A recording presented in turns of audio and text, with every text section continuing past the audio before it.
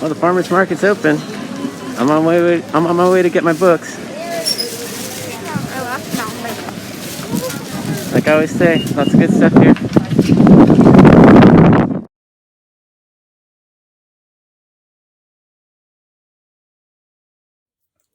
Hi, my name is McKinley. Thanks for clicking. I really appreciate it. I know you have a lot of other boxes to choose from, so I appreciate that you clicked on this one right here.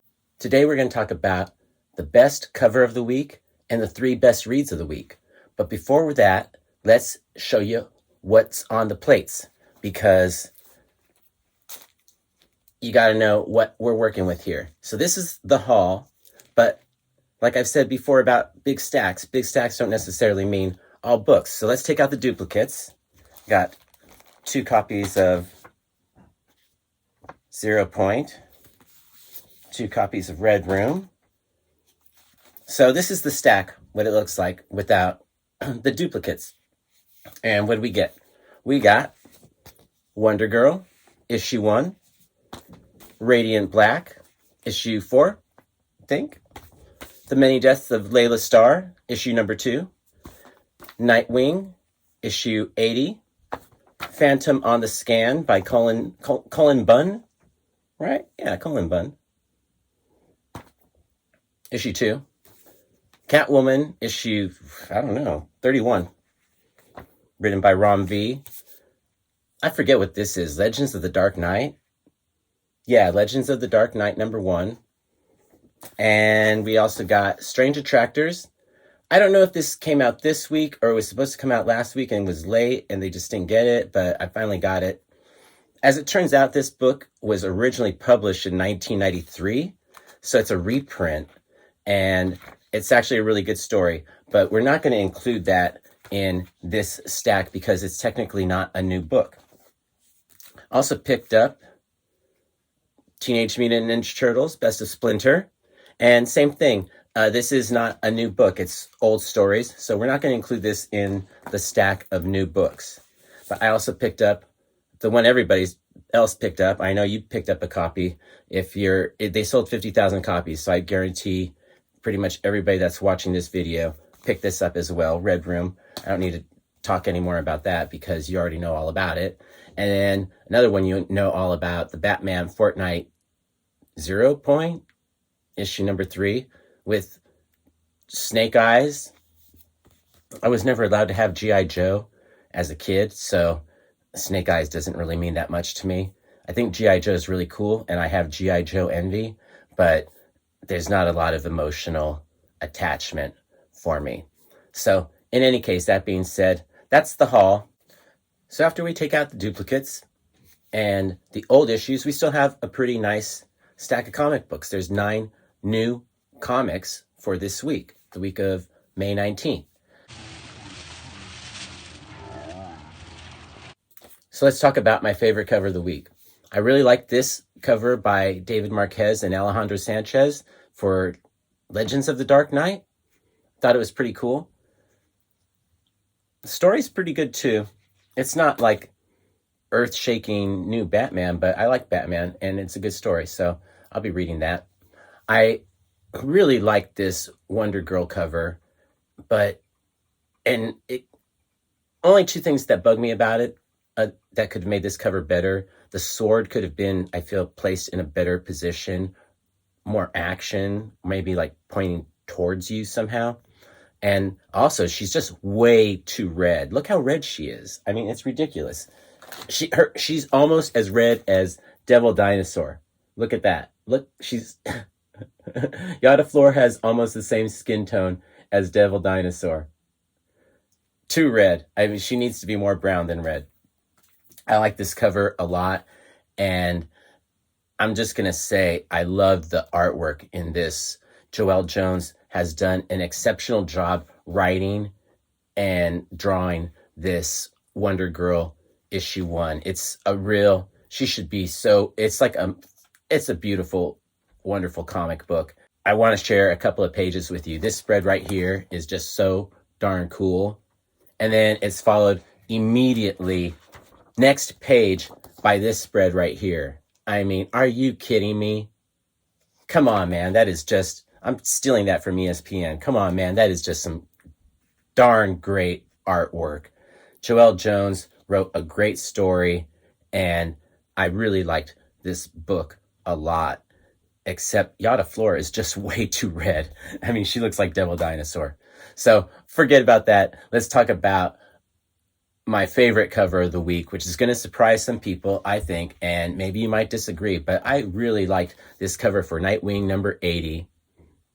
It has that 3D kind of feel, but also has, like, to me, almost like an Alfred Hitchcock movie poster kind of feel to it as well. I forget who designed those posters, like Saul Bass or somebody famous, like graphic designer. But I really like this cover a lot, and I honestly want to get some 3D glasses because I think some of these things might be shaping up into that 3D zone. So I like this cover a lot. Let me know what your favorite cover was in the comments below, because I'm sure it's not the same as mine. I feel like I'm going out on a limb by picking this as my favorite cover. Let me know what you think in the comments below. Now, let's talk about the key of the week, which is also Nightwing 80. We have what they're calling the second cameo appearance of Heartless, which seems like a really cool new character that is creepy, and I'm liking it. I want to see more. I'm liking this just as much as the new Flatline character as well. So this is the key of the week, Nightwing 80, and the Heartless's second cameo appearance. I talked about my favorite cover of the week, talked about the key of the week, and I even talked about how great the art in Wonder Girl was. But I'm going to talk about Wonder Girl one more time before I tell you my 3 favorite reads of the week. And that's because I got to give a special shout out to Joelle Jones for dropping what has to be an obvious reference to The Office, where she does the Shibuya roll call in a van that is just like the van that The Office uses when they do the Shibuya roll call. It's just like the van that The Office uses when they do the Shibuya roll call when they're going to get pie at Laverne's Pie and Tire Fix-All, or wherever it is, when they have to do the Office in a portable space because there's like radon leaking or something. Jim's pulled a prank on Dwight. I watch The Office every day, and at least 1 or 2 episodes. I don't feel right if I don't watch at least 1 or 2 episodes. So I feel she totally dropped that in there as a reference to The Office, and I love it so much. Thank you, Joelle Jones. All right, so we talked about Wonder Girl enough. We talked about the key of the week, Nightwing 80, and we talked about my favorite cover of the week, which was also Nightwing 80. Let's talk about my favorite reads of the week. I'll talk about my top 3 reads of the week. Any other week, any one of these books could have been in the top 3. I enjoyed Phantom on the Scan, maybe not as much as the first issue, but I feel like this is going to be a really good story once we get going. Maybe if they had combined issues 1 and 2 into one giant issue. I kind of like the idea of making a bigger first issue. That might have been a better way to go with that one. Legends of the Dark Knight. This is a fun Batman story. It's not like canon or anything, and it's not like James Tynion writing Batman. James Tynion writing Batman. But it's a good story. And like I said earlier, I like Batman. That could have made the top 3 if this hadn't been such a really darn good week. Catwoman, the new issue, number 31 by Rom V. This could have been in the top 3 if it had been a lighter week. I thought this story was pretty solid all the way around. And I'll be honest, I have a Rom V bias. I like his writing. And so I can't wait to read what he has written next. And same thing with Joelle Jones. I like her writing. I love her art. And Wonder Girl number 1 could have made the top 3 if it had been a lighter week. I already said it. Wonder Girl I thought was great. But there's 3 books that I thought were even better. And let's talk about those right now. So coming in at number 3, I already talked about him once. And I just said it. I have a bias about this writer, Ron V. The Many Deaths of Layla Starr. This issue could have been a great 28-minute episode on a Netflix series called The Many Deaths of Layla Starr, and you would be totally satisfied. It is well written. I'm not going to go into it too much because I think better people have talked about it more than I.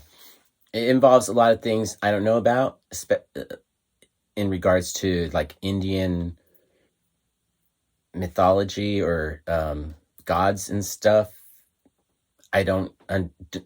I'm stupid California punk rocker. I don't know anything about any other cultures. I don't know anything about the United States. I know California, and that's pretty much it.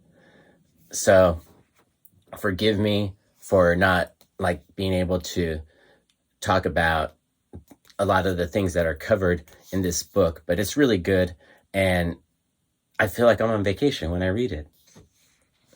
Ron V, I like what he's writing. Catwoman, I'm down. Swamp Thing, I'm down. And The Many Deaths of Layla Starr, I'm super down. I liked this book a lot and super happy to have it included in this week. We got 2 Ron V in 1 week. Can't complain about that. Now let's talk about my second favorite book of the week, which is Radiant Black. Oh my gosh, I had written this book off. I was done with Radiant Black. Issue 3 didn't leave me that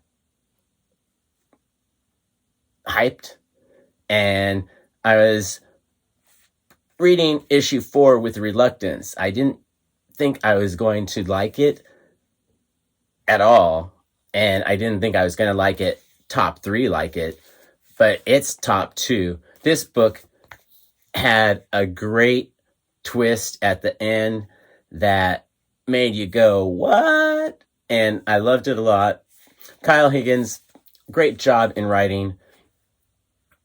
I'll tell you what, if this week hadn't been such a strong week for comics, it could have made number 1.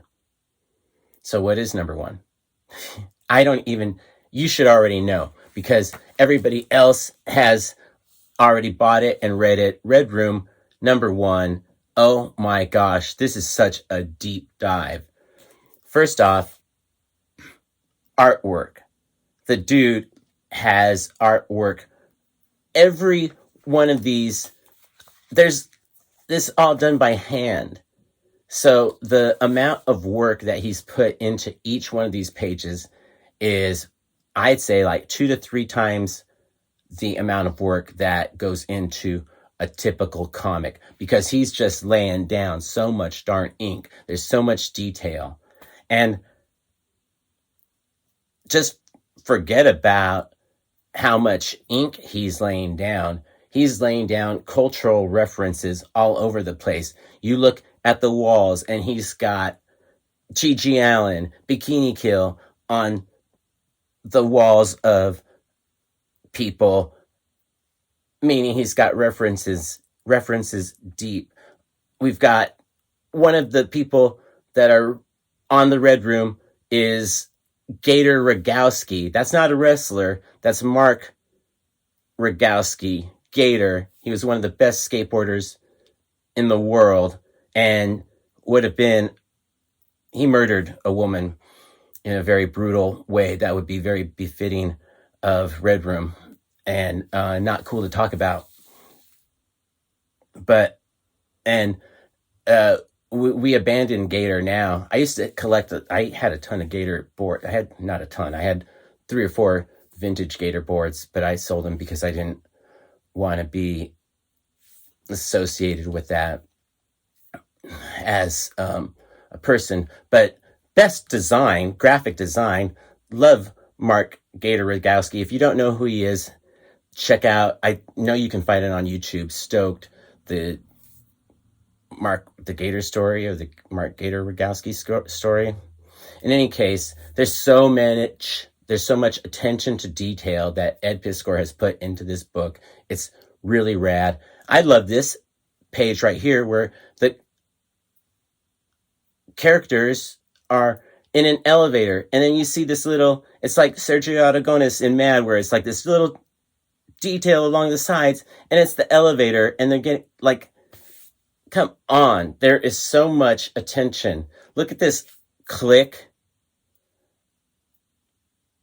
He has created a masterpiece. This is 66 pages of, every page is worth just looking and tripping out on. It's one of those books where you enjoy your recreational medicine for and just spend a long time tripping out on. And this would be a good Netflix episode too. I guarantee you, if this doesn't get picked up, Ed Piskor's next comic will, because the storytelling is tight. There's actually a story. It's not just gore, splatter punk. There's a real story that weaves through. And he says each issue is self-contained. I could see this one going on for another 12 issues, just all the characters that he's presented here. So you've all read it. Let me know what you think in the comments below. 50,000 copies. I bought 2. Half of the cartoonist kayfabe audience had to have bought at least 1. I've actually bought 4 because I got 2 now. I ordered 1 through Fantagraphics, and then I ordered another one on mycomicshop.com. So I got 4. I'm going to have 4 eventually. I'm sure a lot of other fans of cartoonist kayfabe have ordered more than 1. Let me know how many you ordered if you've got more than 1 in the comments below. All right? What a great week for comics. I'm telling you, it keeps getting better. What really stood out for me was that there were no Marvel comics in that selection of comic books. Last week, I only had 2 Marvel books. I bought the Star Wars High Republic and the Star Wars War of the whatever. Where'd I park Han Solo? Those were the only 2 Marvel books I got. And this week, no Marvel books. That's saying something. So let me know what you thought in the comments below. Tell me your favorite cover and tell me your favorite reads of the week. Let's talk about it. And please like, share, subscribe. And thank you for watching. I super sincerely appreciate it. Don't forget, peace, love, Bunny, and Bear.